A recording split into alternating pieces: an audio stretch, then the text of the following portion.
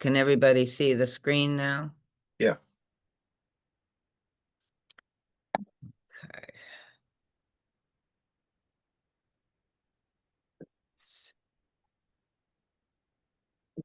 So I'm not sure if that will, there we go. That's what I like to do, is see all of you guys at the top there. Okay, so welcome everybody. We're recording, and this is our third chapter of Pathwork compilation of lectures called Creative Union, that are on the lectures that are thematically focused around relationship. And this particular lecture very much around, sort of the, you know, main relationship, the intimate relationship, the, mate, the partner, that kind of thing. So, and our, primary loves in early life, that kind of thing. But it is more like that romantic relationship, and then that supposedly, committed relationship in marriage or something like that. So he says, greetings and blessings for all of you here. My dearest friends, blessed is this hour. Tonight, I would like to discuss three particular forces in the universe. So these are forces in the universe, they're with animals, with trees, with, all of life in some ways, they have a counterpart. But in the human being, this is how they express. And so the love force, as it manifests between the sexes, and we can have, love also in between mother and child, or that kind of, brother and sister, that kind of love. But this is specifically as love is between, in the partnering. And then the erotic force and the sexual force. And these are three distinctly different principles or forces that manifest differently on every plane, from the highest to the lowest. So, we can have, a sexual force that's manifesting on one plane, but it can also manifest in a different higher plane as well. And we often think, that the sexual force is sort of, like a lower force, but these things, I think we can re-examine in many ways. And I'm not sure in this lecture how many, where he goes. Most of this lecture, I believe, is around the force of Eros, which I think is like a real key. So he goes on to talk about humanity has always confused these three principles. And in fact, it is little known that these three separate forces exist and what the differences are between them. There is much confusion, and so it will be quite useful to clear this up. The spiritual meaning of the erotic force. The erotic force is one of the most potent forces in existence and has tremendous momentum and impact.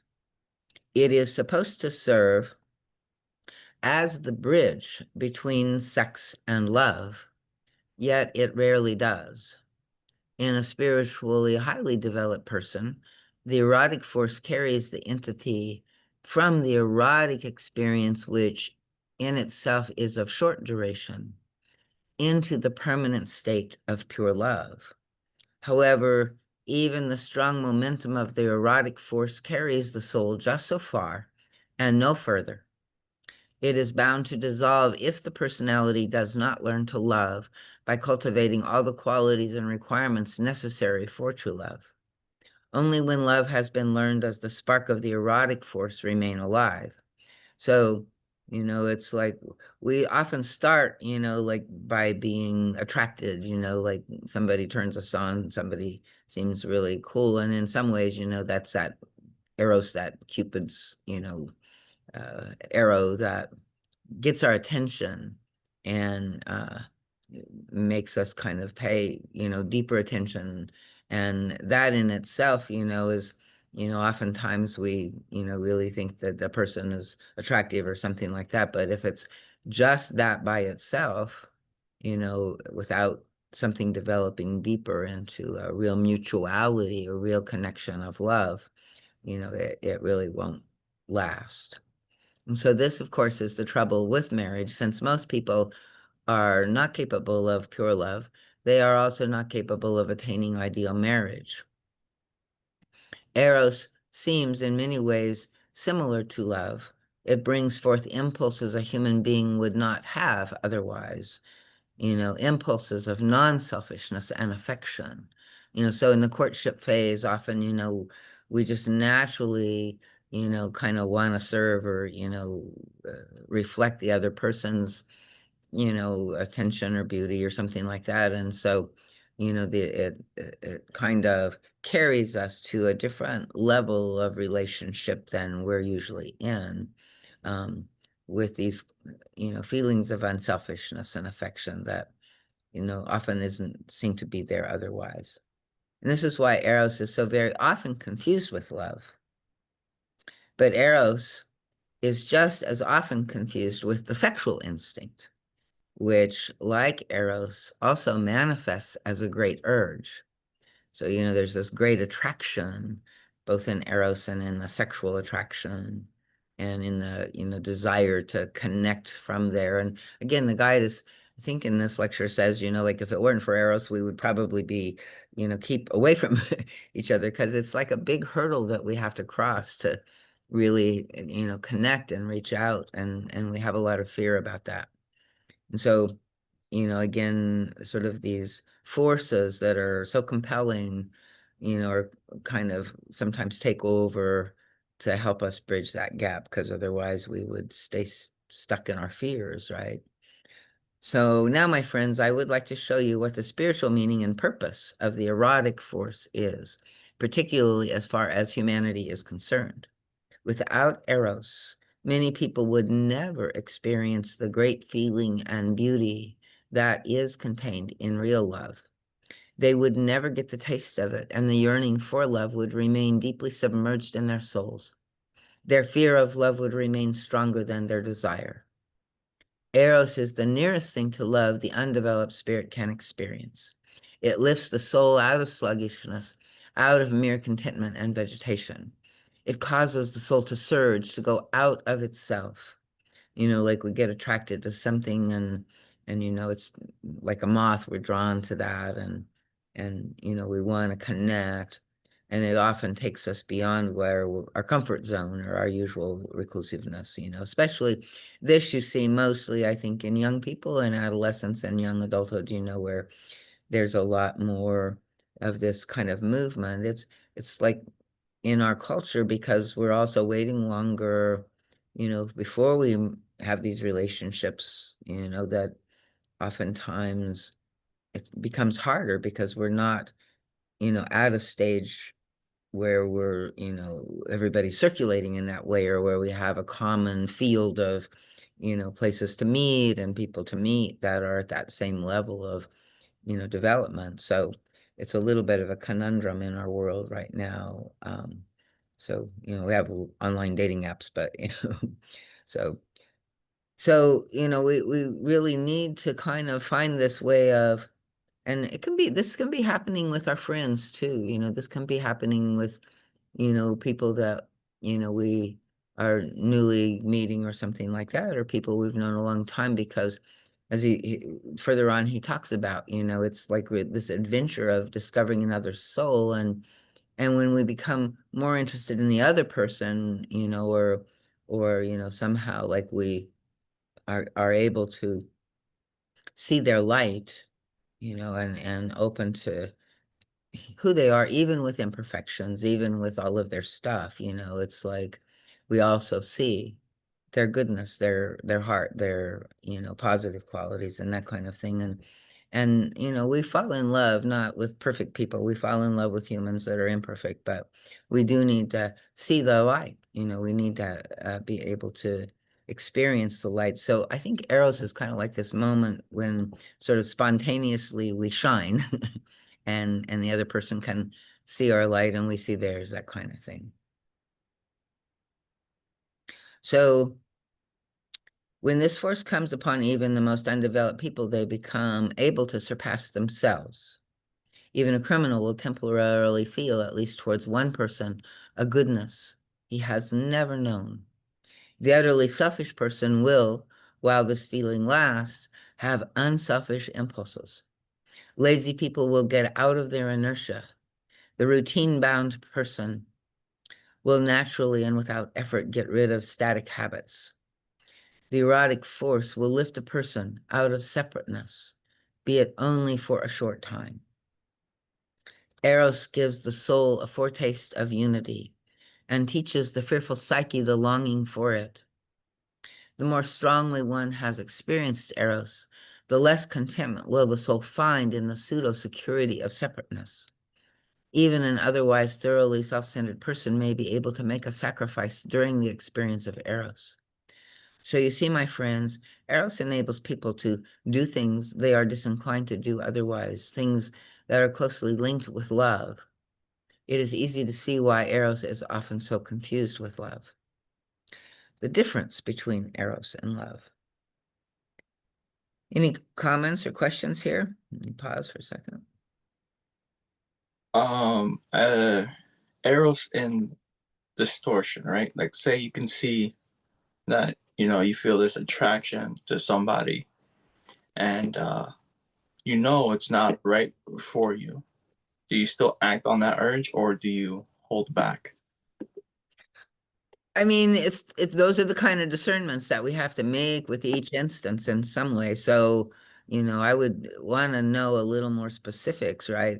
But tell me, like, so one voice in you is saying, no, we should hold back. One voice is saying, no, we should go forward, and oftentimes just hearing those energies and those, dialogues, those rationales in us, can help us understand and see where we're coming from a little more.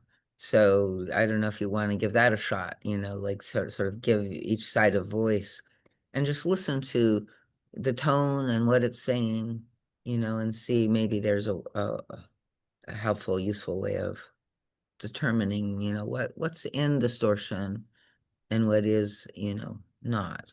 And, again, he's saying, it's none of us are perfect, and the Eros is really the bridge, and so it's sometimes Eros makes us do foolish, stupid things, right? Or risk in Yeah. ways that we wouldn't ordinarily.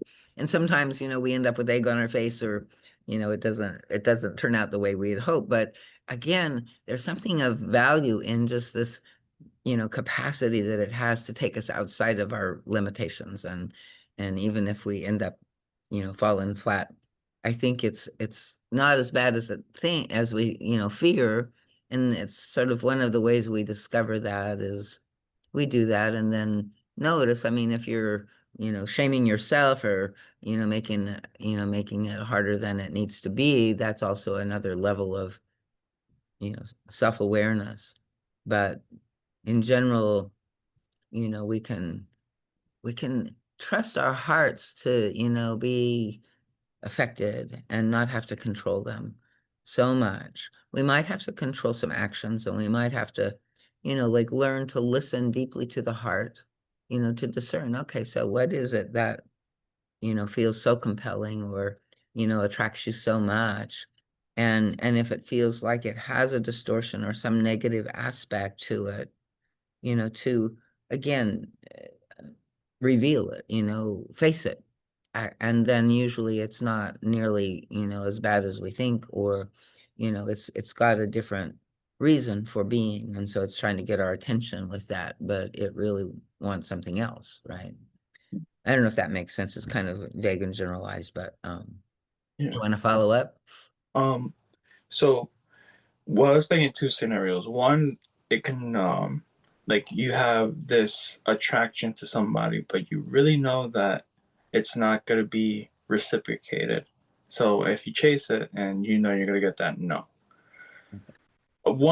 Other example that popped up in my head is what you can have arrows for somebody that's already in a relationship or married, something like that, and you Right, go right, take right. that. Yeah. Yeah, yeah. No, I agree. And so, I'll tell you something, Eva's husband, John Paracas, and Eva was a very attractive and, sexual person, sensual person, right? And in the pathwork, there is sort of a whole part of that, really encourages the life force of our sexuality, but it also acknowledges that, the very early imprints and that very, foundational aspect of our life force often, there are some distortions and difficulties. And so, it's part of still the, it's like the kind of the essence of the lower self can be encapsulated in the distorted sexual current, right? And so there's a way that it can be useful to, again, explore and work, but it's also this, powerful life force.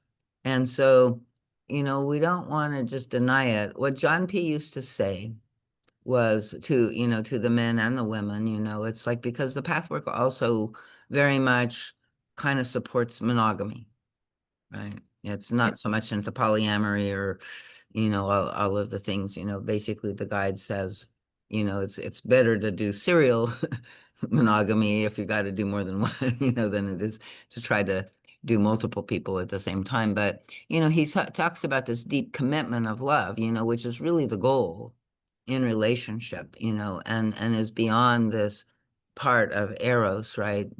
Um, and that, but he says, if you are attracted, to something, and let's say it's, forbidden fruit, um, he says, enjoy it, but just look at it, right? Enjoy it, but keep it to yourself. Hmm. Allow yourself to, feel the, uh, eros or the, sexual current maybe that you're picking up, but you don't foster it outside of yourself. So in that case, it wouldn't be the thing that would be bridging. There are our boundaries, right? In that way. And, it might allow you then to, create some kind of relationship if you have good, self-control, or you may decide to kind of leave that person some space so that you don't have to, work with that so much. But, basically they're saying, if it's your private feelings, enjoy them. And yet, you don't want to bring them out to other people. And even if they're, lower self fantasies, right? Sadistic and masochistic fantasies are normal for many people. And so there's a way that, you know, ideally we transform or we heal so that we can really feel sort of the complete self-responsibility and surrender with a partner in a sexual act. But that's a rare thing in many ways, and we have a lot of difficulties and distortions. And so, he's saying, have sex even if it's sex that is, not perfect sex, like the again, that's between two consenting adults where it's not, somebody's not in another relationship. But, he basically says that it's part of our life force. He says that the more that there is this, purpose and not, it's just not sleeping around, it's just not sex for sex sake. But again, maybe you do sex for sex sake, but then you find somebody that really kind of attracts you in that erotic way, and that bridges into a deeper relationship with a deeper love connection. So I think that's what he's saying ideally would happen. But I could just find a scenario, the scenario of two people who are probably are in committed relationship already, and then they have this eros towards each other, and it creates infidelity. Yeah, that's the biggest temptation, but, and it happens all the time, right? And many people probably give in to that temptation. But again, that's not the highest road that, we're here to try to take. And so the consequences, there will be consequences of that, right? So we have to take responsibility for those actions and recognize, when the consequences hit the fan, that that's, like we can't weasel out of them or put it on somebody else or, like that, we kind of got to man up, so to speak, and then, it's like it doesn't do any good for a relationship to have secrets, right? Especially if you want to keep that relationship. So it's like an absolute no-win whenever we do that. And of course, the temptation always maybe an addiction aspect to it or whatever, kind of can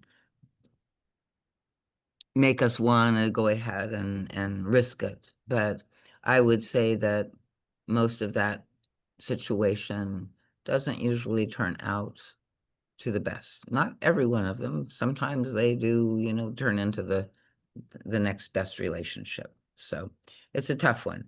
And everybody, is going to follow their own kind of journey within or around that and hopefully learn from that. And the guide is saying it's better to have, some kinds of relationships, just any kinds, because it's like if we were really isolated and we're not interacting at all, it's harder to learn what we came here to learn. And it's harder to heal because a lot of times our relationships are somewhat, some levels of recreation of, our wounds and our defenses and stuff. And so, to it's difficult to have to keep encountering those things, but if we don't keep encountering them, we can't really heal them, right?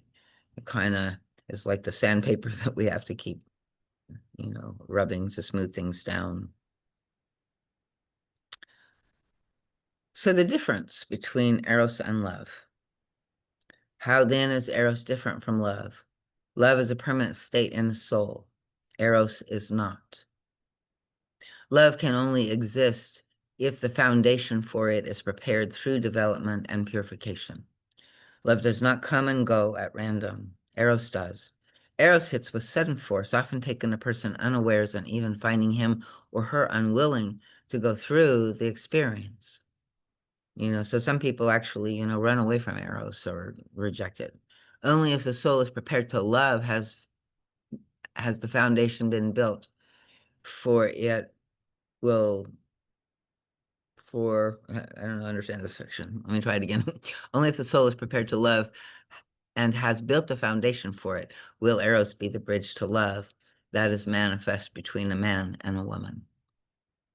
Thus, you can see how important the erotic force is. Without the erotic force hitting them and getting them out of their rut, many human beings would never be ready for a more conscious search for the breaking down of their own walls of separation. The erotic experience puts the seed into the soul and makes it long for unity, which is the great aim of the plan of salvation. As long as the soul is separate, loneliness and unhappiness must be its lot.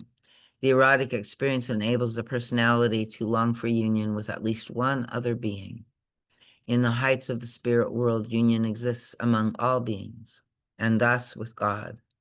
In the earth sphere, the erotic force is a propelling power regardless of whether or not its real meaning is understood. This is so even though it is often misused and enjoyed for its own sake while it lasts. It is not utilized to cultivate love in the soul, so it peters out. Nevertheless, its effect will inevitably remain in the soul. The fear of Eros and the fear of love. So Eros comes to people suddenly in certain stages of their lives, even to those who are afraid of the apparent risk of adventuring away from separateness. People who are afraid of their emotions and afraid of life as such will often do anything in their power to avoid unconsciously and ignorantly the great experience of unity. Although this fear exists in many human beings, there are few indeed who have not experienced some opening in the soul where Eros could touch them. So I want to back up just a little because, like we do fear, unity in a way because our experience of it, has been sort of a merger that, even in, past cultures, let's say, where we, couldn't be separate, we were always with other people or, there was very little that there was this way that, we weren't that in our individuality, right? And we weren't, often able to make the decisions that we would make for ourselves in those communal kinds of situations. And maybe we've been in a relationship before where what we thought was love became control and became, a bunch of other things. And so, that's a part of the trauma and the broken heart and the, aspects of the wounding that we have to work with before we can sort of even want this great experience of unity again within us. And of course, there is that, beautiful merger of sexuality and love and eros, in the culmination of, a healthy and deep and powerful sexual encounter with somebody that you deeply care for. Sort of that's, I think, the highest place of uh, expect it, what's here comes Frank. I'm sorry. That's what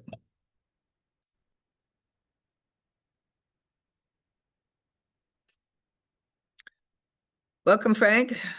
Thank you. I'm sorry I'm late. That's okay. Nice to see you again. I was just wondering where you'd been lately. Are you everything okay? Yeah, everything's okay. I've just been forgetting. That's okay. And I'm not the greatest to put out a bunch of reminders and stuff for people, so Yeah. but I appreciate, yeah, coming What are on. we into tonight? So tonight we're reading the lecture on love, eros, and sex. Oh, okay. All right. Okay. And so we're just starting this section on the fear of eros and the fear of love. Okay. And so it says people who are afraid of their emotions and afraid of life as such will often do anything in their power to avoid consciously, unconsciously, and ignorantly the great experience of unity. Although this fear exists in many human beings, there are few indeed who have not experienced some opening in the soul where Eros could touch them. For the fear-ridden soul that resists the experience, this is good medicine regardless of the fact that sorrow and loss may follow due to other psychological complications.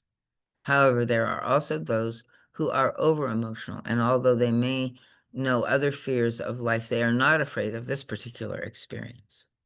In fact, the beauty of it is a great temptation to them, and therefore they hunt greedily for it. They look for one subject after another, emotionally too ignorant to understand the deep meaning of Eros. They are unwilling to learn pure love and simply use the erotic force for their pleasure. And when it is worn out, they hunt elsewhere. This is an abuse and cannot continue without ill effects. Such a personality will have to make amends for the abuse, even if it was done in ignorance. In the same vein, the too fearful coward will have to make up for trying to cheat life by hiding from Eros, and thus withholding from the soul a valuable medicine, valuable if used properly. Most people in this category have a vulnerable point somewhere in their soul through which Eros can enter. There are also a few who have built such a tight wall of fear and pride around their souls that they avoid this part of the life experience entirely and so shortchange their own development. This fear might exist because in a former life they had an unhappy experience with Eros, or perhaps because the soul has greedily abused the beauty of the erotic force without building it into love. In either case, the personality may have chosen to be more careful. If this decision is too rigid and stringent, the opposite extreme will follow. In the next incarnation, circumstances will be chosen in such a way that a balance is established until the soul reaches a harmonious state wherein there are no more extremes. This balancing in future incarnations always applies to all aspects of the personality. In order to approach this harmony to some extent at least, the proper balance between reason, emotion, and will has to be achieved. The erotic experience often mingles with the sexual urge, but it does not always have to be that way. These three forces, love, eros, and sexuality, often appear completely separately. While sometimes two mingle, such as eros and sexuality, or eros and love, to the extent the soul is capable of love, or sexuality and a semblance of love. Only in the ideal case do all three forces mingle harmoniously. So any questions, comments? I'm going to break these down a little more going forward. Uh, the language used yeah, the fearful and the cowardly who decide to They cheat, separate, cheat life by avoiding the force of arrows. right? Yeah. Um, I mean, sometimes it's gonna be the intelligent thing not to act on that arrow's force. No, yeah, and I mean, there's this difference between being touched by Eros and acting on it. And definitely there are many cases where it's not prudent to act on it, right? But, to isolate oneself, to defend oneself, to say, fuck love, fuck Eros, like I'm not gonna like want it, I'm not gonna seek it, I'm not, and I don't think that's exactly the case, in your situation. But I understand, and yeah, it needs discipline for sure, because we just can't act out. I mean, children can, young people do, and watching this show Everwood that's about 20 years old, but it's all about, coming of age and adolescence, so, and the parents that are dealing with it. So, there's a natural time period, and then, our human adolescence just keeps extending and extending because we're, you know, expanding in these other ways. And so, it feels like so much to confront and work with. And the first time in adolescence, we usually go in and kind of get wounded, and that's when we put, more barriers, or maybe we hunker down. And so I agree, like I have trouble sometimes with, I don't know why, I would say maybe it's the guide's language. Eva was German. Sometimes I think it's, sort of that she's kind of, it's a way of confronting. But if you can hear that same sentence, in a way that is said not with belittlement or humiliation, not with the intent, of putting you down, but simply speaking truth, and kind of inviting you to find maybe the places where, there he's kind of calling out the unconscious levels where, we've talked about this before, we want love, but we also fear love. And so we've got to do the shaman stuff. We've got to jump over that barrier. We've got to risk to have love.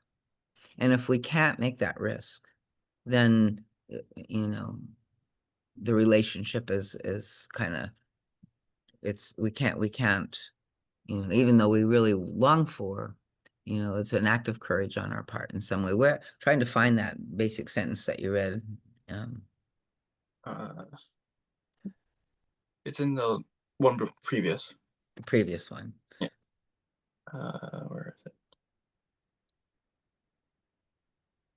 This is an abuse cannot continue with ill effects. Such personality we have to make for the amends with the abuse, even if it was done in ignorance. In the same vein, the too fearful coward will have to make up for trying to cheat. Right. Okay. Yeah. So here he's kind of showing both sides, because oftentimes we think, the abuse is problematic, but the hunkering down, or the fear defense that might be, to submit or to not risk, to be um, hiding in life, it doesn't have its consequences. So that's basically just what he's saying there. I don't know again why those words, but that whether you're on the negative, both poles, and this is always the truth, the distortion can be on both sides of things. Usually it is, where there's a distortion in one way, it creates a distortion in the other. And then, we recognize more quickly that, I think he's talking about, using erotic force for their own pleasure, so that they're gonna, have a consequence of that. But he's saying also the people that are so afraid that they don't risk at all, right, in some way, they will also have a consequence. Yeah. So, It's I feel okay. It's not necessarily like triggering if it's like Okay, you say you feel this Eros force, that Cupid's arrow for another person that is not in a relationship, that you know there's a possibility there. Yeah. It's just when it's feeling that Eros force, and you know that the other person's either in a relationship, or you know if you go chase that, you're gonna end up. Right. Exactly. And there are some people who are only attracted. Yeah, That's where their eros is attracted, is to the yeah, people that they can't have or they yeah, shouldn't have, the forbidden fruit, yeah. right? And that's what brings the eros, right? Which is kind of what he's saying. It's not exactly the same as love, right? And we can, you know, have these sort of unconscious dynamics, that we're playing out with eros in a deeper way.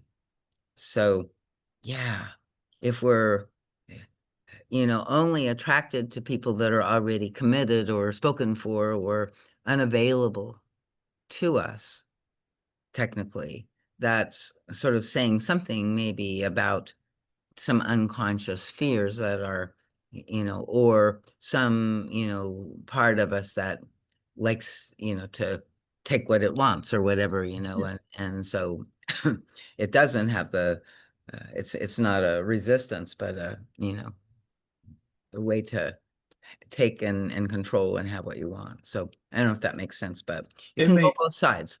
yeah. And then playing to the other side of like trying to take whatever you want. It's like in this culture, if you're a high value man, right, is like quote unquote, right, it's like, oh, you're not necessarily cheating or having infidelity. You're just exploring your options. Right, right, right, right. Exactly. And yeah, it's like, that's kind of the privilege of their status or stature in life or something like that, but the guide is saying, I mean, that wouldn't wash, with the guide, he's saying that that's an abuse and it will eventually bear consequences, maybe down the road as karma, but or maybe in the moment, in the ultimate outcome of the situation. But and like I don't know if I mean certainly that kind of male probably doesn't have an inner conscience about this, and yet, I think many of us do. Like it wouldn't feel right Yeah. inside for us to do that kind of thing. And so I'm not sure exactly what, where the line is or what, why some people, have that, inner feeling that they don't want to manipulate and hurt other people when other people think, oh, well, I'm the top dog and that's my prerogative or privilege or, you know, It's the part masculine. of the perks of being, yeah, who I am. Yeah. So, but the guide is definitely not agreeing with that position.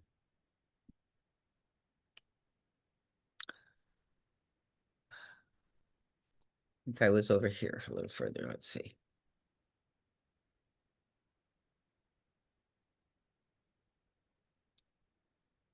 Can't remember exactly where I was. Oh, I the think I second. got, oh yeah, we were right all the way down to the sexual force. That's it. Okay. What number is this lecture? It's in this book that I'm reading, so it doesn't even say except in the end. So you can I think probably just Google, 44. I'm put just in curious. I'm just Pathwork. curious if it was like before the love peace revolution of the 1960s. Oh, I Social remember. norms change Right, they did, concerning. and yeah. Yeah. Although, I think this is beyond just norms, but yeah, you're right. I look at, just go ahead and Google. I can't do it from here, but just put in Love, Eros, and Sex Pathwork lecture, and it'll come up with the number. It's Okay. 44. Lecture 44. 45. And Yeah, then you can look at, click on that and see what year it was. So that would have been early 60s, if it probably maybe even 1960 or less or Mm, earlier, mm-hmm. before the sexual revolution, you Yeah. know? Mm-hmm. So It definitely is, but I mean, the sexual revolution never did really, I mean, it kind of dealt with some of the repressive forces in sexuality, but it didn't deal with the patriarchy in sexuality. And it just kind of exacerbated that, I think. So I'm not sure, like you're saying that these mores that he's talking about here, you feel are kind of were legitimately, moved beyond in the sexual revolution, or it's Some things changed, I believe, during the sexual revolution, how people looked at the idea of having multiple partners and stuff like that. I remember reading, it may even be in this lecture, that in a Q&A, somebody asked Eva if, if one could have multiple partners, and she just kind of laughed it off. She was like, "Are you kidding?" You know? Um, Might even be in this lecture. I have read this lecture before. Mhm. And it could be, I mean, there certainly was a different change, but I still think that what the guide is saying about this is not really just a morality, but is saying, for the what we really long for and the deepest commitment and the richest experience of life comes in, a deeply committed relationship. Now, he acknowledges that, it's better to have, more than one have a relationship than none at all, Mm, and that not all relationships can last forever. He says, that you definitely should leave a relationship if it's hurting you. And I mean, like if mm. there's like a certain kind of damage that is happening between Yeah, was the it, have people. you gotten also to the part where he talks about one partner is going to be more spiritually uh, along the path than the other, and that partner has to kind of lead the way in the relationship? May not, we haven't gotten there in this lecture yet.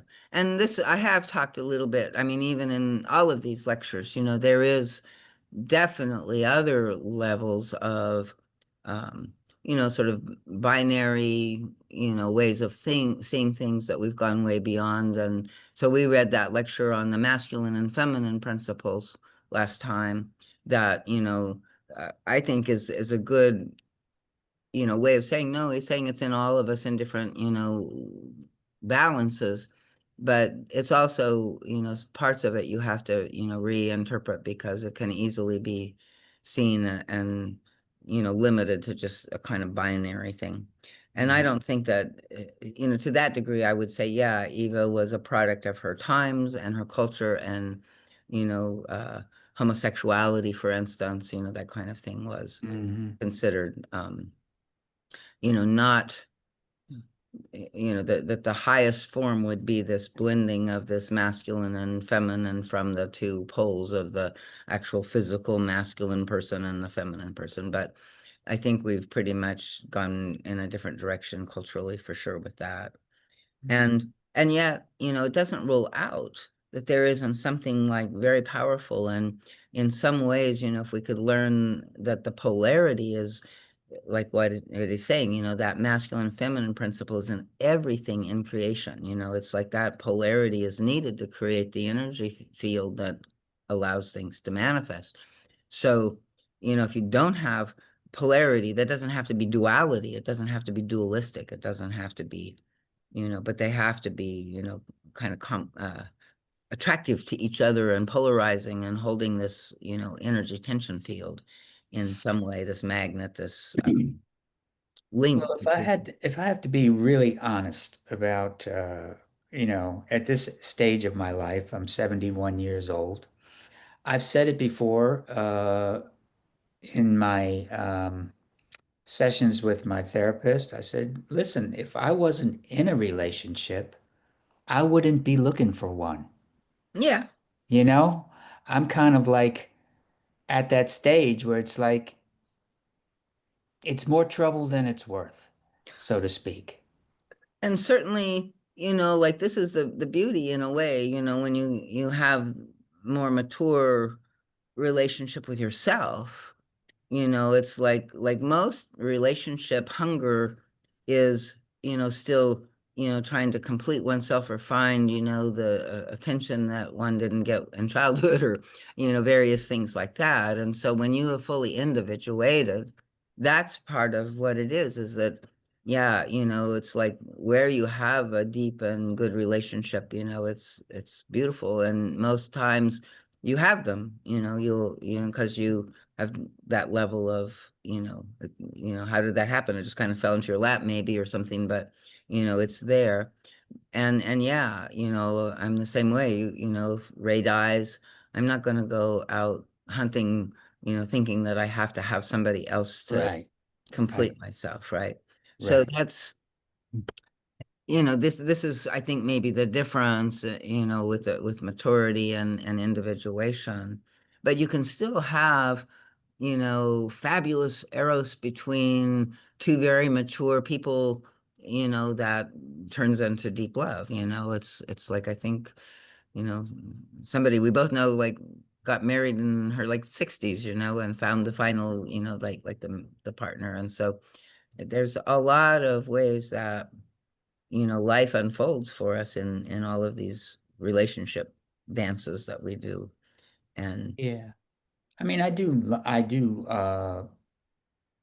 believe that my soul longs for those moments of deep connection, not so much, not necessarily within the context of a sexual relationship, but just moments of deep connection with friends where, maybe the conversation goes to a whole nother level or something goes to a whole nother level and the moment becomes really fulfilling and rewarding.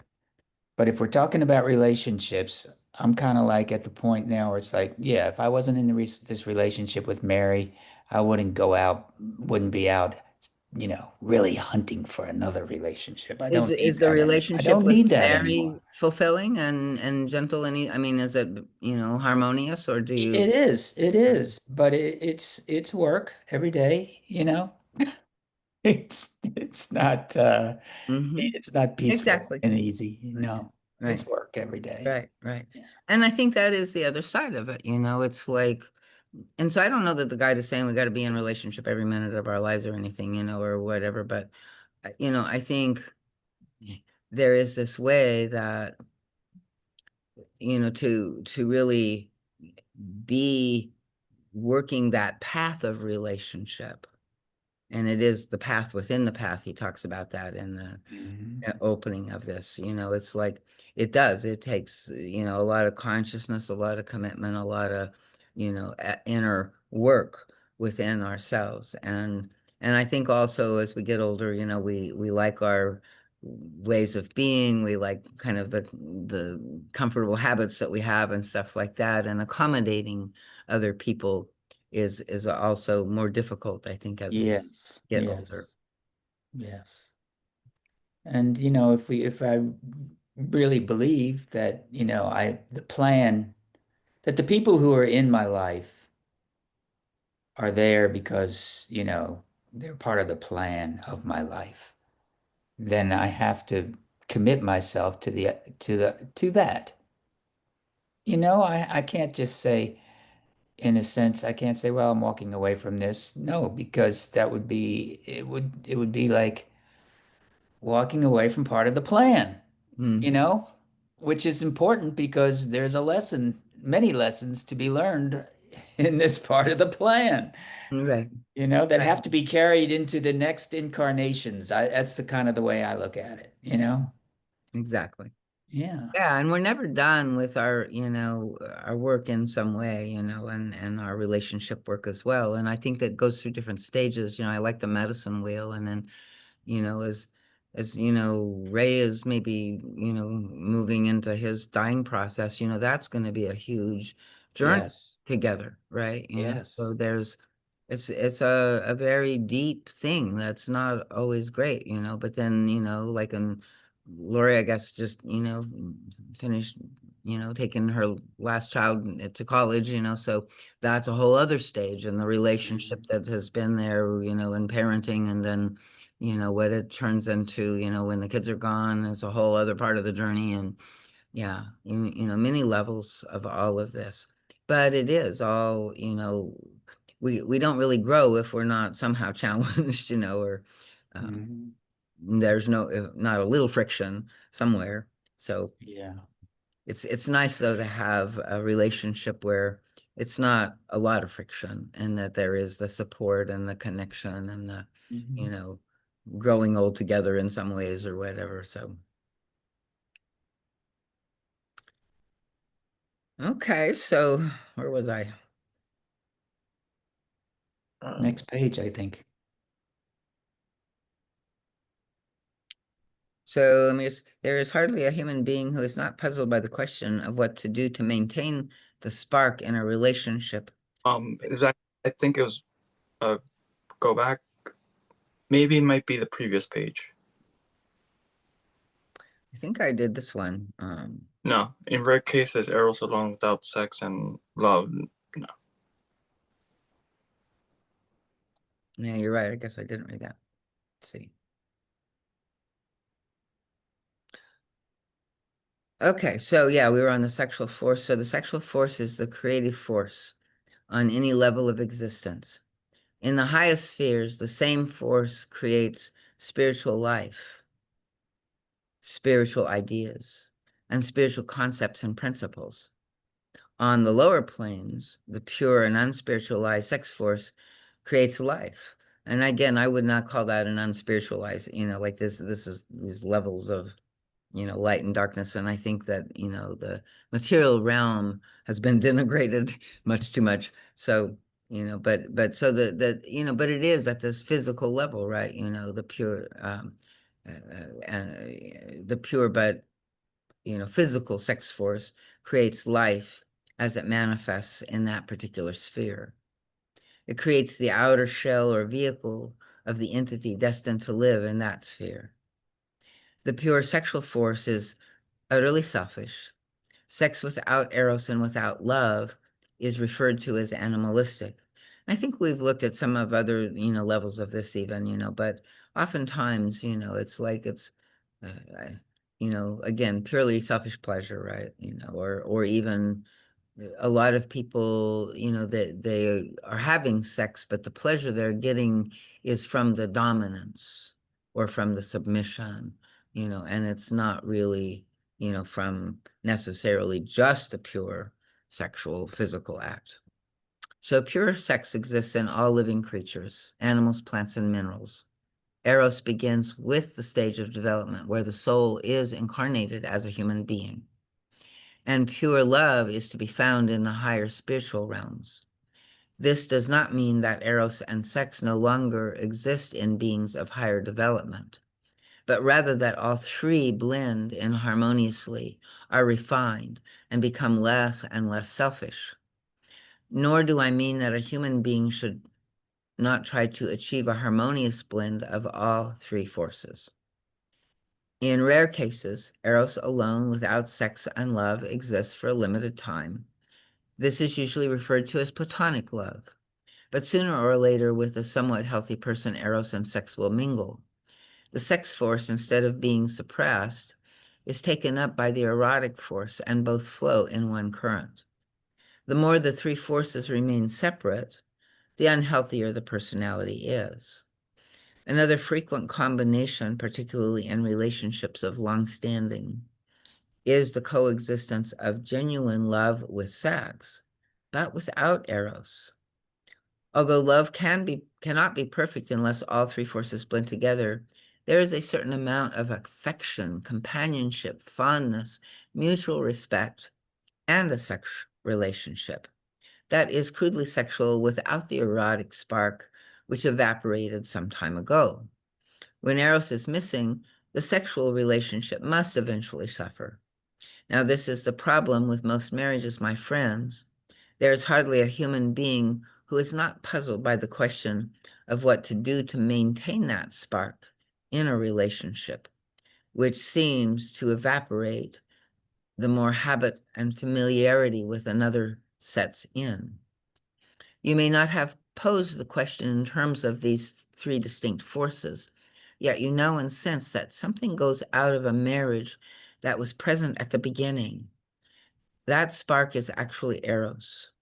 You find yourself in a vicious circle and think that marriage is a hopeless proposition. No, my friends, it is not, even if you cannot as yet attain the ideal. So the ideal partnership of love. In the ideal partnership of love between two people, all three forces have to be represented. With love, you do not seem to have much difficulty, for in most cases, one would not marry if there did not exist at least the willingness to love. I will not discuss at this point the extreme cases where this is not so. I am focusing on a relationship where the choice is a mature one, and yet the partners cannot get around the pitfall of becoming bound by time and habit, because elusive Eros has disappeared.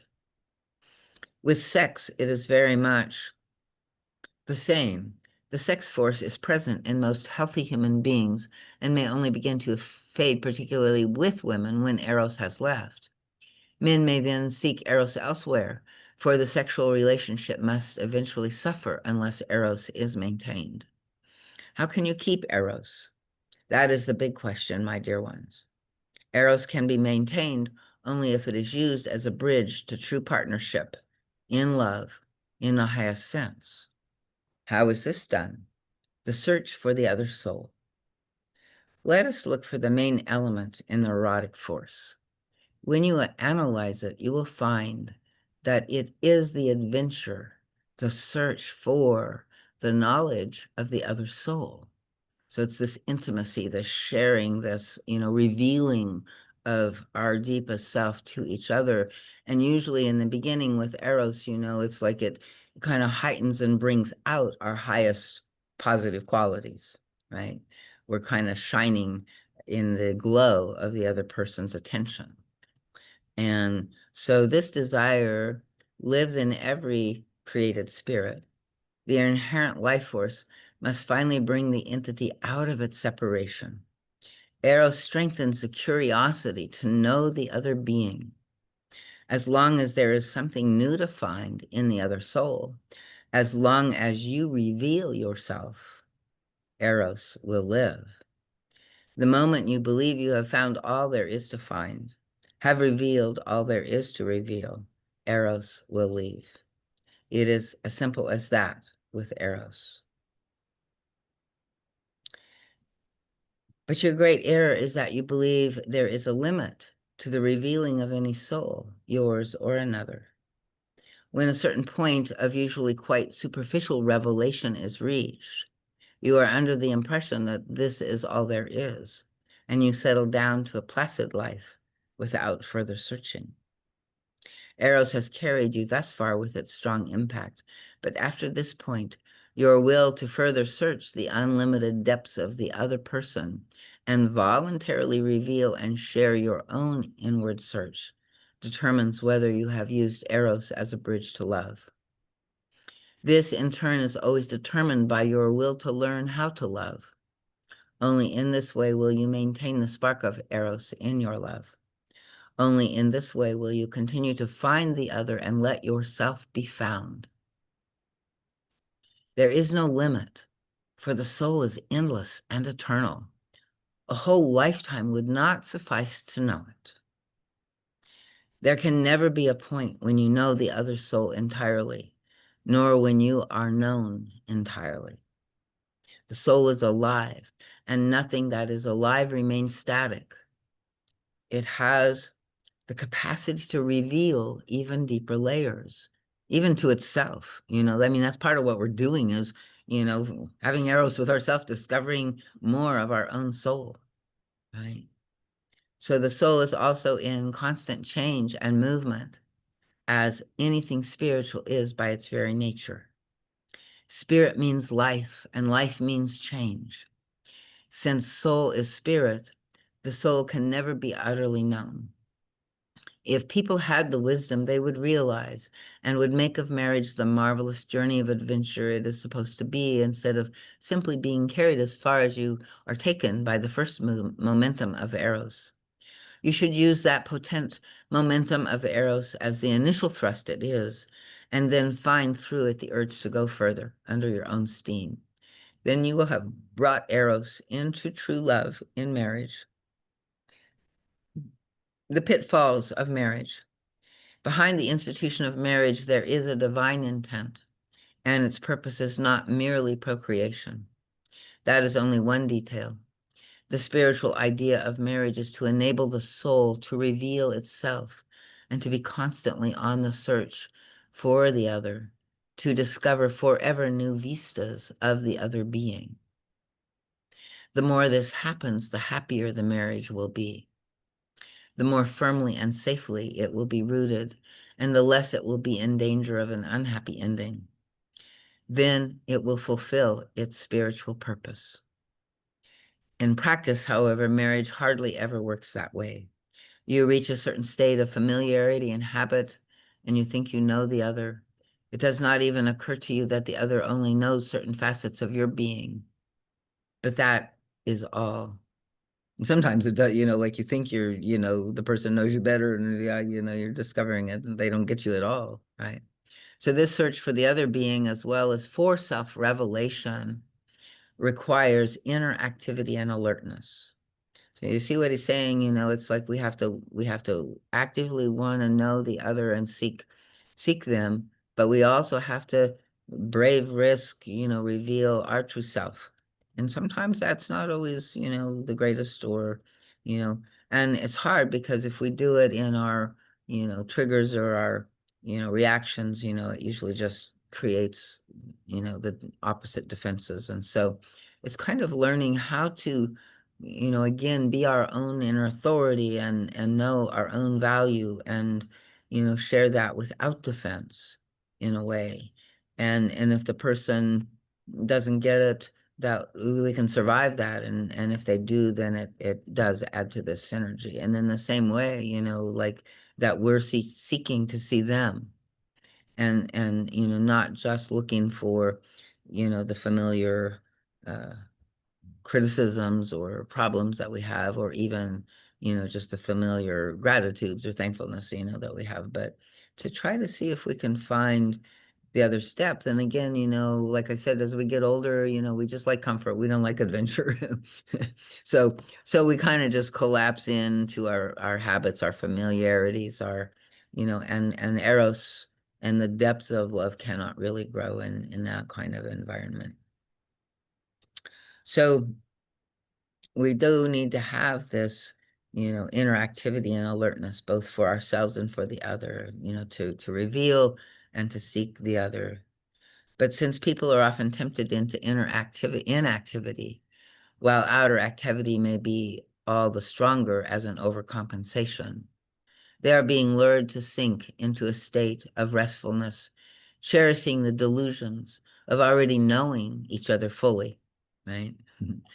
It's a good way to put it. This is the pitfall. It is the beginning of the end at worst, or at best a compromise, leaving you with a gnawing, unfulfilled longing. At this point, the relationship turns static. It is no longer alive, even though it may have some very pleasant features. Habit is a great temptress, pulling one towards sluggishness and inertia, so that one does not have to try and work or be alert anymore. Two people may arrange an apparently satisfactory relationship, and as the years go by, they face two possibilities.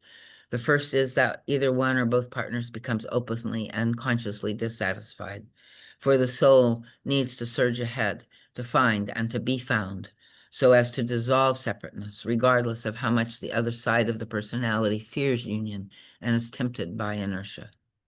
This dissatisfaction is either conscious, although in most instances the real reason for it is ignored, or it is unconscious. In either case, the dissatisfaction is stronger than the temptation of the comfort of inertia and sluggishness. Then the marriage will be disrupted, and one or both partners will delude themselves into thinking that with a new partner, it will be different, particularly after Eros has perhaps struck again. As long as this principle is not understood, a person may go from one partnership to another, sustaining feelings only as long as Eros is at work. The second possibility is that the temptation of a semblance of peace is stronger. Then the partners may remain together and may certainly fulfill something together. but a great unfulfilled need will always lurk in their souls. Since men are by nature more active and adventurous, they tend to be polygamous and are therefore more tempted by infidelity than women. Thus, you can also understand that the underlying motive for men's inclination to be unfaithful is women tend much more to be sluggish, and this can be the other way around. I see this more the other way around in many relationships anyway these days. But anyway, again, the sexual, role models of the past, I think are, kind of standing out here again. So, we can find some women and some men on all of these categories. So some women tend much more to be sluggish and are therefore better prepared to compromise. This is why they tend to be monogamous. Of course, there are exceptions in both sexes. Such infidelity is often as puzzling to the active partner as to the victim. They do not understand themselves. The unfaithful one may suffer just as much as the one whose trust has been betrayed. In the situation where compromise is chosen, both people stagnate, at least in one very important aspect of their soul development. They find refuge in the steady comfort of their relationship. They may even believe they are happy in it, and this may be true to some degree. The advantages of friendship, companionship, mutual respect, and a pleasant life together with a well-established routine outweigh the unrest of the soul, and the partner may have enough discipline to remain faithful to one another. And for again, for some people, it's like as we mature, as we age, it's like I don't know how much adventure us older people, we're going to go through the adventure of, having to lose our partners in the long run, and that's, I think, enough. So we're kind of in a stage where I think we really can relish and, enjoy and, uh, receive the fullness of a deeper kind of committed and loving relationship. And hopefully the love is there, even if strong Eros isn't, right? But I think, most of the time, if we love each other, there is a willingness to keep revealing ourselves and letting the other reveal themselves to us. So I think, love is the key also, that mature love development. So yet another important element of their relationship is missing: the revealing of soul to soul as much as possible. So I don't know, it's like in our world, it's many people, it's like you don't share, you aren't that open, you don't be vulnerable, you don't say anything like that. And so our whole culture, I think, is, gone further and further into sort of a privacy and secrecy to some degree. And there is a legitimate privacy the guide talks about in a lecture on privacy and secrecy. But, when we can't have anyone to reveal ourselves to and, share deeply with each other, then that's where, this hunger and this loss lives in our being. So true marriage. Only when two people do this can they be purified together and thus help each other. Two developed souls can fulfill one another by revealing themselves, by searching the depths of the other's soul. Thus, what is in each soul will emerge into their conscious minds, and purification will take place.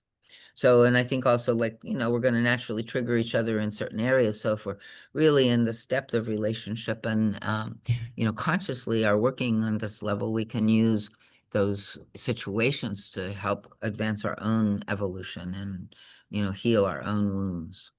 And then, of course, if we don't recognize that that's what's going on, then we can, be in a lot of conflict. So let's see. Thus, what is in each soul will emerge into their conscious minds, and purification will take place. That's when, there's that sharing. And then the life spark is maintained so that the relationship can never stagnate and degenerate into a dead end. For you who are on this path and follow the various steps of these teachings, it will be easier to overcome the pitfalls and dangers of the marital relationship and to repair damage that has occurred unwittingly. In this way, my dear friends, you not only maintain Eros, that vibrating life force, but you also transform it into true love. Only in a true partnership of love and Eros can you discover in your partner new levels of being you have not heretofore perceived. And you yourself will be purified also by putting away your pride and revealing yourself as you really are. Your relationship will always be new, regardless of how well you think you know each other already. All masks must fall, not only those on the surface, but even those deeper down, which you may not even have been aware of. Then your love will remain alive. It will never be static. It will never stagnate. You will never have to search elsewhere. There is so much to see and discover in this land of the other soul you have chosen, whom you continue to respect, but in whom you seem to miss the life spark that once brought you together. You will never have to be afraid of losing the love of your beloved. This fear will be justified only if you refrain from risking the journey of self-revelation together. This, my friends, is marriage in its true sense, and this is the only way it can be the glory it is supposed to be. And obviously, it's very rare, that marriages are, mutual in to that degree, but we're all in some, spectrum of that. And we can consciously, if we choose, it has to be right and in our hearts, but we can work to encourage and bring back Eros, where to go.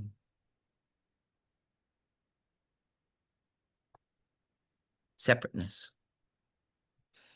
Each of you should think deeply about whether you are afraid to leave the four walls of your own separateness.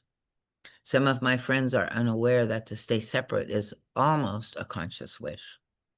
With many of you, it is this way. You desire marriage because one part of you yearns for it, and also because you do not want to be alone.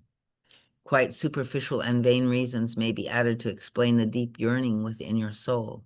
But aside from the yearning and aside from the superficial and selfish motives of your unfulfilled desires for partnership, there must also be an unwillingness to risk the journey and adventure of revealing yourself.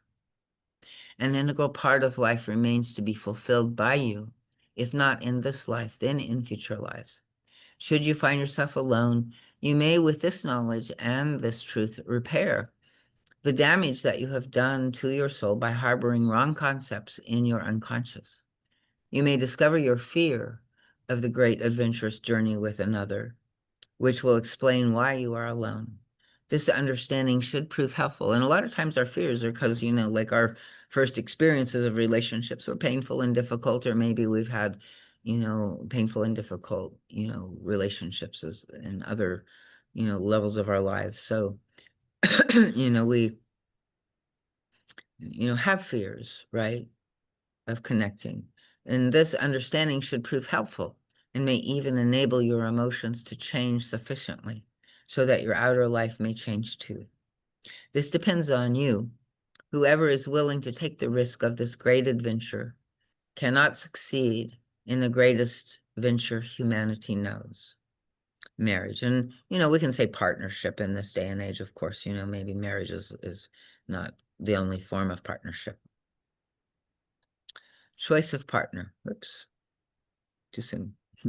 Only when you meet love, life, and the other being in such readiness will you be able to bestow the greatest gift on your beloved, namely your true self. And then you must inevitably receive the same gift from your beloved. But to do that, a certain emotional and spiritual maturity has to exist. If this maturity is present, you will intuitively choose the right partner, one who has, in essence, the same maturity and readiness to embark on this journey. The choice of a partner who is unwilling comes out of the hidden fear of undertaking the journey yourself. You magnetically draw people and situations towards you which correspond to your unconscious desires and fears. You know that. Humanity on the whole is very far away from this ideal of the partnership of true selves, but that does not change the idea or the ideal. In the meantime, you have to learn to make the best of it, and you who are fortunate enough to be on this path can learn much wherever you stand, be it only in understanding why you cannot realize the happiness that a part of your soul yearns for. To discover that is already a great deal and will enable you in this life or in future lives to get nearer to the realization of what you yearn for. Whatever your situation is, whenever you have a partner or are alone, search your heart, and it will furnish you the answers to your conflict. The answer must come from within yourself, and in all probability, it will relate to your own fear, unwillingness, your ignorance of the facts. Search and you will know. Understand that God's purpose in the partnership of love is the complete mutual revelation of one soul to another, not just a partial revelation. Physical revelation is easy for many. Emotionally, you share to a certain degree, usually as far as Eros carries you. But then you lock the door, and that is the moment when your troubles begin. There are many who are not willing to reveal anything. They want to remain alone and aloof. They will not touch the experience of revealing themselves and of finding the soul of the other person. And, this is often we run into, people that, are just kind of our associations or, people who might be friends, but we feel like, yeah, they're just in their mask. They won't reveal themselves. We can't really touch them in some way. And, we can feel the loss of that, right? And that is kind of the state of safe relationship in our country. What he's talking about here, the revelation of one soul to another, is not always feeling so safe, right? And of course, you know, eh, he's not talking about necessarily just arguing and blasting each other, I mean, that's is one form of revelation. But ideally, we're sharing from our hearts in a, honest and sincere and deep way, where we can. And then maybe our partner won't receive that from us, right? And then maybe what we have to do is try to bring them out, and maybe we can do a little of that, or maybe not, right? So, but we can understand at least what's going on here, I think, more clearly from this lecture. Eros as a bridge. My dear ones, once again, understand how important the erotic principle is in your sphere. It helps many who may be unwilling and unprepared for the love experience. It is what you call falling in love or romance. Through Eros, the personality gets a taste of what the ideal love could be.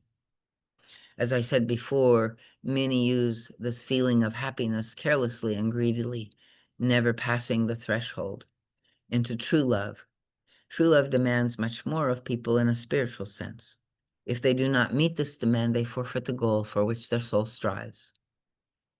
This extreme of hunting for romance is as wrong as the other, where not even the potent forces of Eros can enter the tightly locked door. So we're either like bolted down shut, or we're like desperately, trying to find the next Eros and the next Eros and the next Eros, or at least some Eros, right? But in most cases, when the door is too tightly bolted, Eros does not come to you at certain stages of your life. Whether you can then use Eros as a bridge to love depends on you. It depends on your development, your willingness, your courage, your humility, and your ability to reveal yourself. Are there any questions in connection with the subject? Okay, so let's pause here and just see if there's, and then I don't know if the Q&A is relevant, but hopefully they are. But any questions or comments here?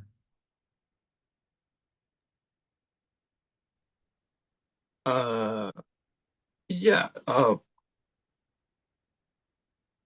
I can see, like, from a male perspective, like the unwillingness to reveal because of the fear that if you are vulnerable, that the partner, if it's a heterosexual relationship, the female partner will be turned off by your vulnerability and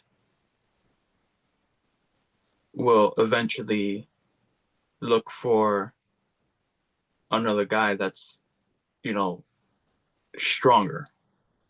Right. But that's, I think, still in this, sort of cultural duality of, like, And it's part of what we're trying to bring, the men will only be loved if they're, this super, unvulnerable masculine, and, again, I think if you are dating in the culture where the women are also programmed with that part of the matrix, that's what they're going to be looking for, right? You're right. But that's probably not who you are and what you want, if you are a man that is capable of vulnerability and capable of revelation like that, right? Because there's so much greater richness. And there are women, probably more than you imagine. And I think women are more naturally wanting that kind of, intimacy. Um, I think there's even, like women have sex for intimacy and men have, or like women need intimacy to have sex and men need sex to have intimacy, right? So there is this wiring thing that is a little reversed in us, but, women want the vulnerability, they want the intimacy, they want the sharing, they want the revelation and connection. Do they want, somebody that's clingy or, dependent or codependent or something like that? Probably no. But that's a little different. And maybe that's kind of what you're imagining, right? Is that that sort of part of the codependency aspects when we don't know healthy relationship might kick in there. Does that help? I've the thing is, I've seen, and even in spiritual community, where the women fear that vulnerability from men, because it makes them afraid in some way, like they're not protected or in contained by masculine energy. Right. And again, I don't know, that sounds like a kind of, cultural bubble. Like when I grew up, in the 50s and the 60s, it was kind of like that was the assumption. But, I fought tooth and nail to break free of that kind of imposition of masculine, control, quote unquote, protection, right? I wanted my sovereignty. I wanted my individuality. I wanted my equality. I didn't want another daddy to control me. So, I think maybe it's the, culture, in the community where you are, because there are all of these levels and also, many other countries, have cultures that are, less feministly oriented or something, than the United States, and there are many women that are not feminist and would, say, yes, I want a strong man to protect me. So it's kind of like you just gotta, find the right woman. And maybe you want the woman who wants a strong man to protect her. I don't know. That may be the type of woman that attracts you, is the dependent, more vulnerable woman. And so then that means that you feel like you have to not be the vulnerable man.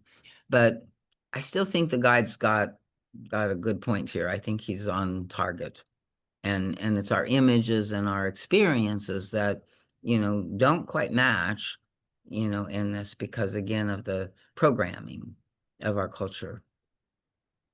But if we're trying to get beyond programming and into the real self, right, into the healing of the distorted, cultural and, the ways that we were raised and all of that, then I think, we can at least realize that, yeah, there might be room, in this ultimate evolutionary process for, and do you think you would like it if you found a woman who liked your vulnerability? Yeah, it would. Yeah, that's the ideal, Yeah, yeah, yeah. but it's not Hard to necessarily. find. It's what I'm then for in your experience, yeah, Yeah. yeah. And the guide says that we're unconsciously magnetizing to us, the other types, or the parts that, so because that's a part of, our learning process maybe too. So it might be that if you really claim and name it, yes, I would like that. Yes, I will believe that there are some, a woman out there somewhere that might be, like that. I think that can kind of crack the cosmic egg and, maybe let the forces of, however the universe organizes itself. I mean, it's just amazing how we run into each other, meet each other, find each other. I don't know how it works. It's, I think, part of the mystery and the miracle of life in many ways. And we have no idea how we're going to find that person. I mean, like I had no idea after all of my adventures that I would find my husband where I did. It's like there they are. So we just have to kind of trust in some way and work through the parts of us that are afraid of our own, like or believe that you know people won't love us for who we are. Mm. Anybody else wanna? Um, I really feel like, when they say hindsight's 2020, like it'd be so great to go back to, when I was young and the whole dating scene and know and understand now the parts that I was attracted to were the parts that I really probably wanted to see in myself. And the understanding from a relationship side, that we somehow have this unconscious belief. I mean, I think I kind of knew that I didn't want to be controlled. I didn't understand why back then, but I did know that I wanted to be self-sufficient. And of course, that I could explain that now, but I do struggle a little with my interpretation when you were reading. It did seem like the guide was saying, well, you have these two, well, if you fell out of Eros, well, you're kind of, neither one sounded like some path of anything that would be hopeful. It was like either you're gonna screw up and then have to go through that cycle with somebody else, or you're gonna sit in it and think you're happy, but you really won't be. It just seemed a little too Yeah. And negative. that's why I kind of threw out in that one, no, I think you can sit there and be in a comfortable and good relationship, like if that's the way that you go, like it can be a good friendship, a healthy, and I don't know. I mean, maybe in the long run we could have taken it another level or something, but to me, the guide is always encouraging us, to continue to evolve, and there always does feel a little bit of a kind of pressure that in my own journey and my own exploration of this work, I have felt like again is kind of part of my egoic consciousness that wants what it wants and wants it now and wants to push and wants to, and wants to be perfect and wants to get it all right and the bar gets so high, it's discouraging and we can't possibly, and I think there's an organic movement. Life itself is, the wave is going to lift us up to where the bar isn't so high anymore if we just do the work wherever we are. And if we're basically happy, basically content, have, something that we can live with in relationship, I think that's a hell of a win because so many people don't have anything even. And then if you want more, it's kind of like maybe you can risk more or maybe it can develop and grow. Things are not static. We change, and so, the medicine wheel is carrying people and who knows, it could lead to something more, or it could be that, down the road something else attracts you, right? Or, you find a longing for, more Eros. I think the other thing that, I've always found is some levels of revealing an Eros, like my husband, he's on one wavelength and I feel totally like I can tell him anything. I don't have any hiding or secrets or anything, but it's like I'm going to get a more interesting conversation or, if I meet him sort of more where there and so the part of me that wants to have deep, metaphysical and mystical conversations, I come and have it with you guys, right? It's like I'm not putting everything on him of the things that I want to reveal about myself or want to share, or, and have intimacy with other people.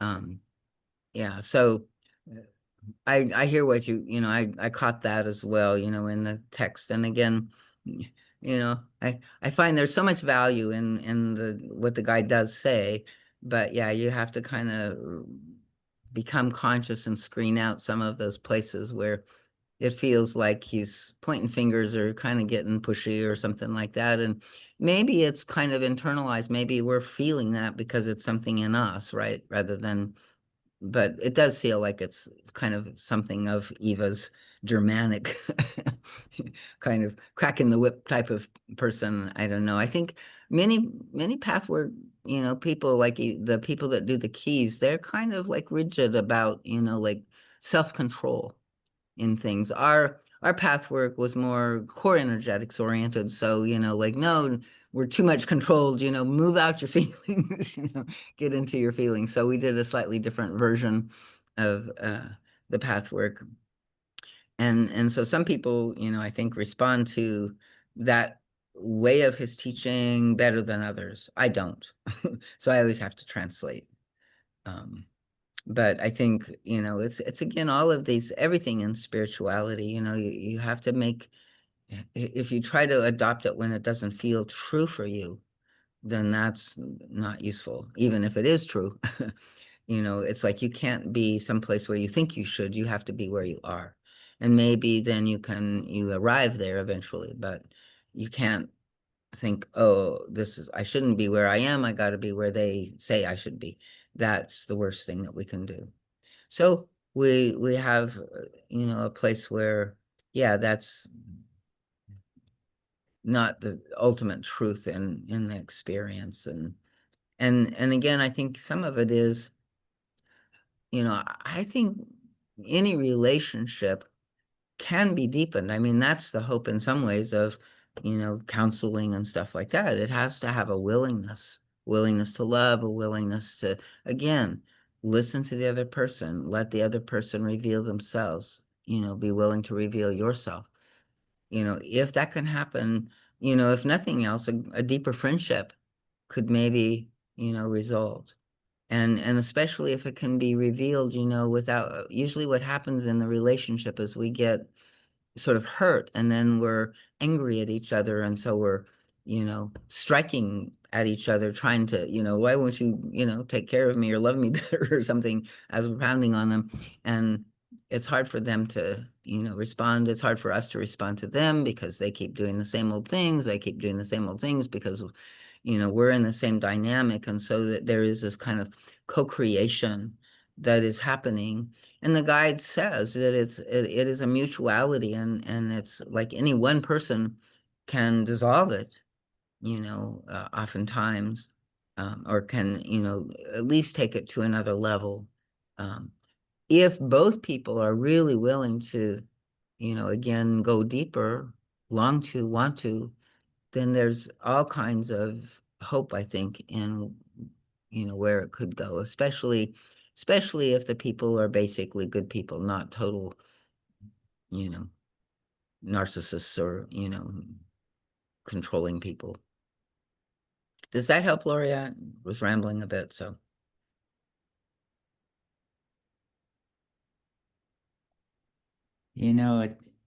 It sounds complicated, but it occurs to me that really it's like all about giving the other person the freedom to actually reveal themselves. Yes, exactly. I think so often we have this control thing going on. It's like, no, I don't want to hear that. I don't want to talk about that. Let's not talk about that. There we go again. Blah, blah, blah, on and on. Mm. But if you give your partner the freedom to reveal themselves, you're actually doing the best part of the work Yeah, uh, in the relationship. yeah. And this is relationship, really, what the guide's talking about here. This is like relationship 2.0 because he hadn't even gotten, this is lecture 40 something, and he hadn't even gotten to the part about how you're going to spend so much time trying to recreate and heal all your childhood wounds by picking the wrong partner to begin with. You know? So, Exactly. you know, you got to get past that part of it Yeah, too, yeah. or you can even get to this. Right. And again, it's the path within the path. And in a way, it's like it's designed, to help us work through that stuff, but yeah, if we don't have the consciousness of what's going on and we're just operating out of the cultural matrix of understanding about these things, yeah, we're suffering a lot and in a lot of conflict with, in relationship or a lot of just living as best we can with each other, kind of thing. Yeah. So and it really is. I think when Ray and I were first dating, in that Eros time, it was kind of like, he was even sort of pretending as if he was interested in metaphysical stuff and things like that, right? So he would, listen or go with me. But, after we actually got deeper into the relationship, it became clear, that was, he was in that moment of wanting to support me and go along, but it wasn't really his thing, right? And his things were not really my things either. And so there was a kind of conundrum because usually you think of a partnership as, everybody does things together and it was clear that this partnership wasn't quite going to be like that very, very, to any great degree. Um, and yet, the thing that really made it work was that ability to hear each other and also give each other the freedom to pursue their own, longings and interests and, not try to control, not feel like that you own the other person in any way and to, be happy for whatever made them happy, right? And that was what made you the happiest. And so that can be a way that, I mean, I watch, I have no interest in um, guns or, he's a law enforcement person. And so right now on YouTube, there's a lot of different gun videos and also these police videos, that they got all these body cams on and, and it's like he likes to watch these arrests being made, of drunk drivers and stuff like that on the highway. And to me, they're kind of, like, yeah, I'm not sure, but I see in him the professional, right? The interest in working with people that are under stress, going crazy, not obeying authority, not, and so, I think it's very stimulating for him to, see that kind of human interaction in some way, um, through his interest and lenses. So, I don't enjoy it particularly myself. I'll watch a little bit of it or whatever, but I can really appreciate that in him, right? So it kind of I can celebrate it and there are the things like that, so that's kind of how we've managed to, you know be different and separate in a lot of, our interests and things, but still have this deep intimacy and connection in relationship. And to some extent, it is also, just the comfortable old worn out shoes that, you don't have to work too hard for. And, there's a nice, trust in each other and that kind of thing, which is something beautiful to have. So let's do a couple of, see where these Q&As go. I think we're almost done here. He says, when you talk about the revelation of a soul to another, do you mean that on a higher level, this is the way the soul reveals itself to God? Answer, it is the same thing. But before you can truly reveal yourself to God, you have to learn to reveal yourself to another beloved human being. And when you do that, you reveal yourself to God too. Many people want to start with revealing themselves to the personal God, but actually deep in their hearts, such revelation to God is only a subterfuge because it is abstract and remote. No other human being can see or hear what they reveal. They are still alone. One does not have to do the one thing that seems so risky, requires so much humility, and thus threatens to be humiliating. By revealing yourself to another human being, you accomplish so much that cannot be accomplished by revelation to God, who knows you anyway, and who really does not need your revelation. When you find the other soul and meet it, you fulfill your destiny. When you find another soul, you also find another particle of God. And if you reveal your own soul, you reveal a particle of God and give something divine to another person.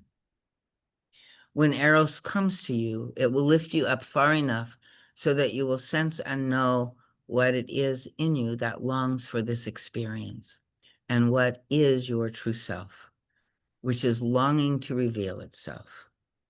Without Eros, you are merely aware of the lazy outer layers. So I think that's really true, that it does lift us beyond our usual sense of our fears and our boundaries, and like it fills us with enough life force and light energy, more than we usually have. When I'm with somebody, and I fall in love with a lot of people, right? And it just draws out of me the best in me, like my teasing, my joyful repartee or whatever, because I'm playing with them or loving them in some way, right? Appreciating them deeply. And so, it's like this kind of experience is very rich, and it doesn't have to just be to our main partners. We can have Eros with our friends, our all of people, really.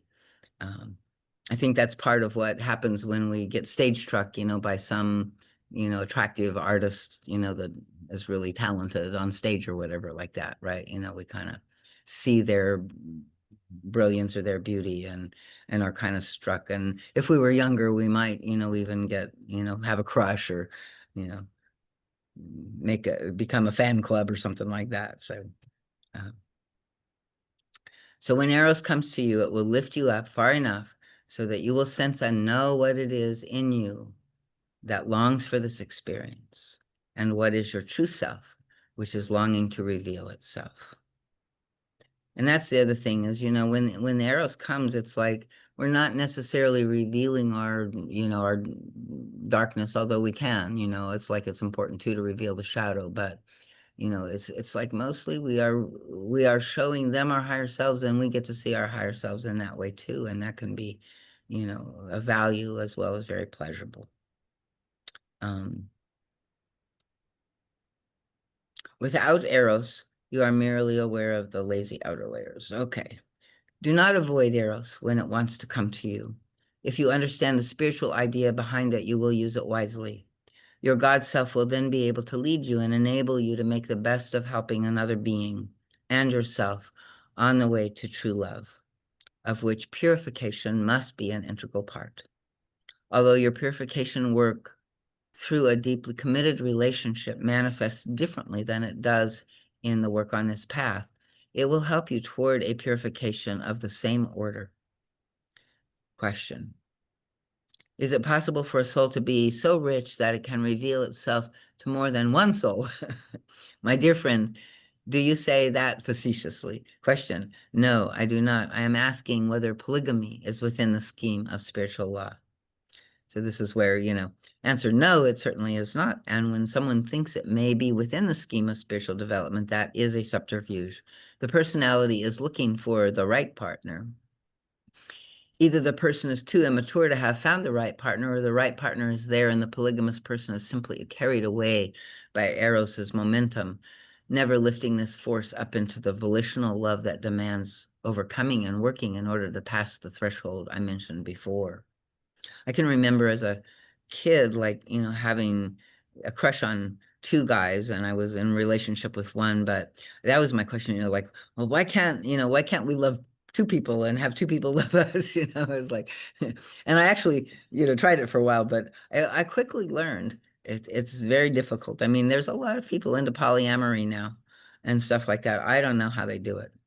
It's completely, from that experience, ever since then, I said, no, I think, monogamy is really the only way to be in a healthy, good relationship, right?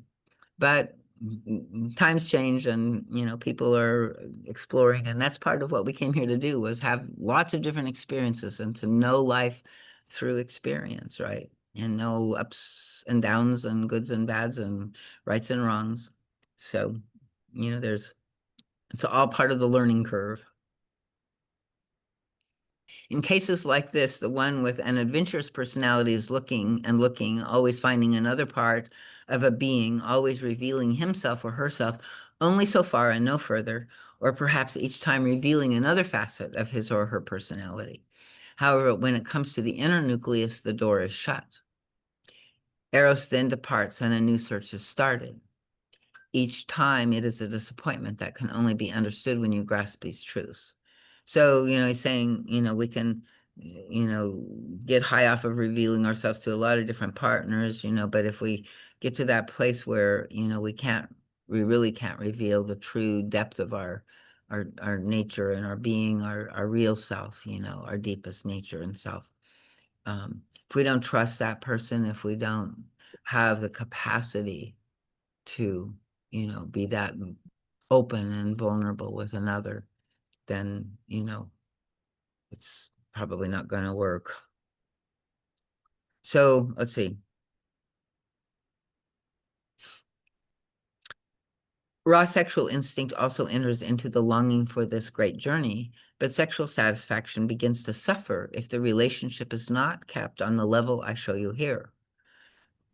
Sex, can get quickly. So we have to have the eros and the love in that, and then that will keep the sex really, a powerful and beautiful thing. It is in fact inevitably of short duration, and there is no richness in revealing oneself to many. In such cases, either one reveals the same wares all over again to new partners, or as I said before, one displays different facets of one's personality. The more partners you try to share yourself with, the less you give to each. That is inevitably so. It cannot be different. Question. Certain people believe that they can cut out sex and eros and the desire for a partner and live completely for love of humanity. Do you think it is possible that a man or a woman can swear off this part of life? Answer. It is possible, but it's certainly not healthy or honest. I might say that there is perhaps 1 person in 10 million who may have such a task. That may be possible. It may be in the karma for a particular soul who has already developed this far, has gone through the true partnership experience, and comes for a specific mission. There may also be certain karmic debts which have to be paid off. In most cases, and here I can safely generalize, avoidance of partnership is unhealthy. It is an escape. The real reason is fear of love, fear of the life experience. But the fearful reunification is rationalized as a sacrifice. To anyone who would come to me with such a problem, I would say, examine yourself. Go below the surface layers of your conscious reasoning and explanations for your attitude in this respect. Try to find out whether you fear love and disappointment. Isn't it more comfortable to just live for yourself and have no difficulties? Isn't really this what you feel deep inside and what you want to cover up with other reasons? The great humanitarian work you want to do may be a worthy cause indeed, but do you really think one excludes the other? Wouldn't it be much more likely that the great task you have taken upon yourself would be better fulfilled if you learned personal love too? If all these questions were truly answered, the person would be bound to see that he or she is escaping personal love and fulfillment as man and woman's destiny in most cases. For so much can be learned in personal love that cannot be learned in any other way. And to form a durable and solid relationship in a marriage is the greatest victory a human being can achieve, for it is one of the most difficult things there is, as you can well see in your world. This life experience will bring the soul closer to God than lukewarm good deeds. Question. I was going to ask a question in connection with my previous one. Celibacy is supposed to be a highly spiritualized form of development in certain religious sects. On the other hand, polygamy is also recognized in some religions, the Mormons, for instance. I understand what you said, but how do you justify these attitudes on the part of a people who are supposed to look for unity with God? Answer. There is human error in every religion. In one religion, it may be one kind of an error, in other religions, another. Here you simply have two extremes. When such dogmas or rules come into existence in the various religions, whether at one extreme or another, it is always a rationalization and subterfuge to which the individual soul constantly resorts. It is an attempt to explain away the countercurrents of the fearful or greedy soul with good motives. There is a common belief that anything pertaining to sexuality is sinful. This is not so.